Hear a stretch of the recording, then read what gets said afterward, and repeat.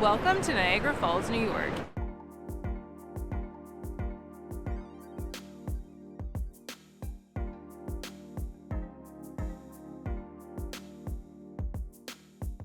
In this video, I'm going to take you on a tour and show you what it's like on the US side of the falls. If you've been following along, in my previous video, I shared our 3-day Buffalo, New York itinerary, and in this video, I'm sharing our full Niagara Falls, New York experience, along with 15 tips to help you with your visit. We made the drive from downtown Buffalo to Niagara Falls, and it took us about 40 minutes, including a stop to get breakfast. We made it to the Niagara Falls State Park, found a parking lot, and then got to sightseeing. Unfortunately, the visitor center that was slated to open in spring of 2023 wasn't open when we visited, so we kept walking along the paved pathway and found our way to the observation deck. And our first tip is, don't miss this. Make sure you add the observation deck to your visit because it gives you amazing views over the falls. On our visit there was no charge to go out on the observation deck, but the website says it's $1.25 US per person or free if you buy a ticket to Maid of the Mist. And you can even take the elevator down to the base of the tower, but we didn't do this because we were on a time crunch. The observation deck gets you out over the Niagara River for better views of the falls. And from the observation deck, you also can get some great views of the Maid of the Mist ride.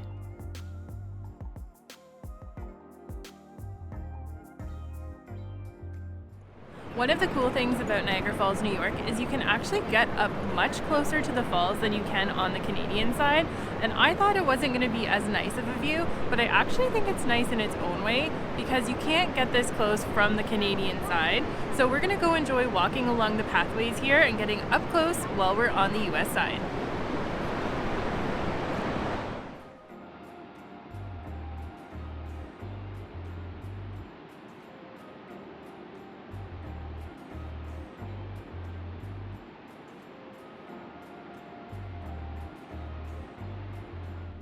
I also really enjoy that they have an observation deck here so that you can get out over the falls and see them a little bit better. Otherwise, you'd have to just look from the side of the falls going down along the pathways, so the observation deck gives you a better view for sure.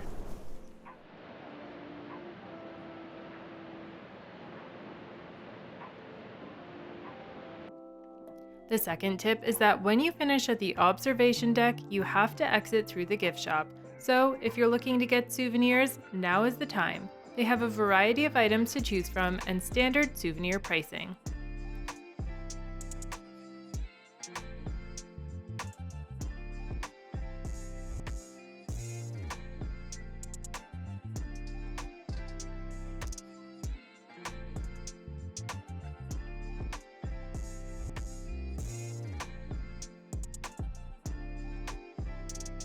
And basically everywhere along the walking path was a perfect spot to stop and take photos and videos. The falls are extremely photogenic, and you can even catch a rainbow on your visit if you're lucky.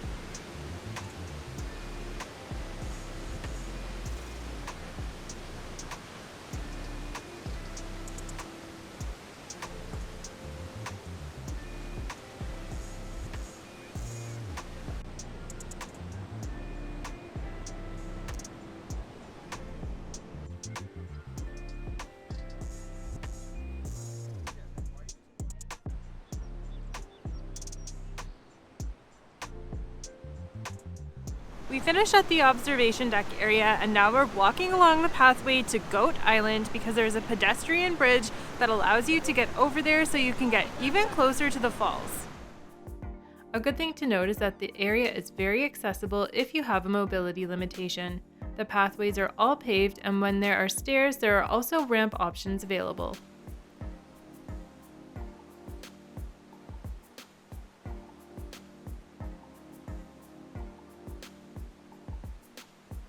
Tip number 4 is to wear comfortable shoes. You will be doing a lot of walking to check out the area. It's quite the distance from the observation deck to the Canadian Falls Lookout, but you can drive there if you prefer.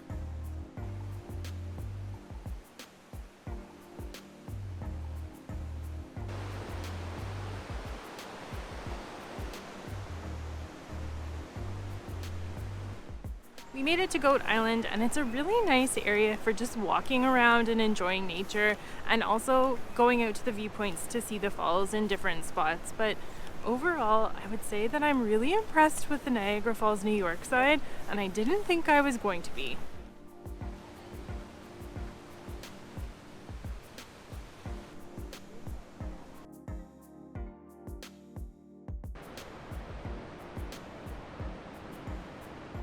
As you can see behind me, the observation deck is way over there. So if you're coming to Niagara Falls, the US side actually offers a lot more of an experience. You can plan to spend at least a good hour or two here walking along the paths, whereas the Canadian side, you basically show up, see the falls, and you're pretty much done. Over here, there's a lot more to do. Whether you're driving to the viewpoints or walking, plan to spend a few hours here enjoying the area so you can get the full experience, especially if you want to do the Maid of the Mist or go down to the base of the falls.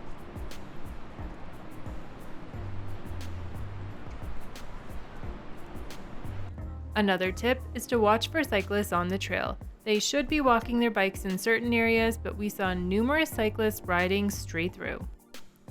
And tip number 7 is that there is a scenic trolley you can take for $2 US or with a Metro Pass.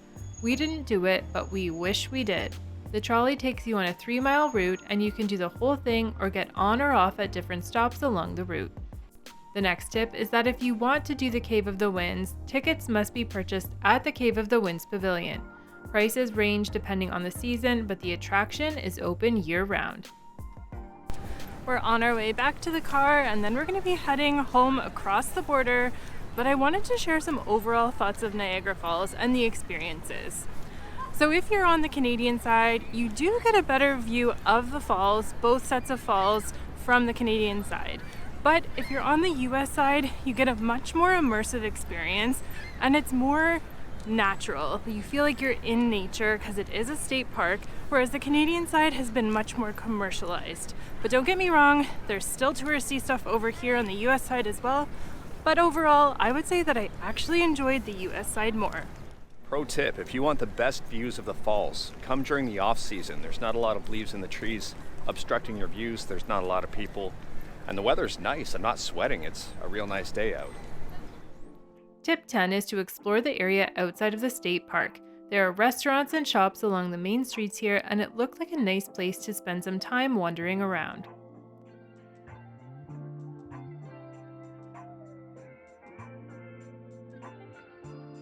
Tip 11 is that there are also some hotels in the area, so if you want to stay right by the falls, you have some options and also great amenities during your stay.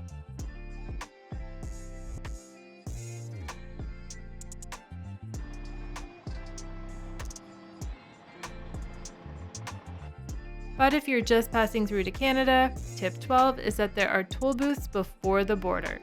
And number 13, you can actually walk across the border here. So if you want to go explore the Canadian side and have your passport with you, you can walk across the Rainbow Bridge through customs. But if you're driving, another tip is to make sure you leave yourself extra time in case there are any delays at the border crossing. You just never know how busy it will be. And if you're driving across the border, my last tip is to plan some time to see the falls from the Canadian side. You can visit the popular tourist attraction of Clifton Hills, and at the falls you can get great panoramic views, excellent for photos. Plus, you can check out my video of 17 things to do in Niagara Falls, Canada for more information on how to spend your time in the area. And don't forget to check out my last video on our 3-day Buffalo, New York itinerary if you want to spend some time in Buffalo. I hope you enjoyed seeing around Niagara Falls, New York, and as always, if you like this video, don't forget to leave a like and subscribe to my channel for more travel videos coming soon.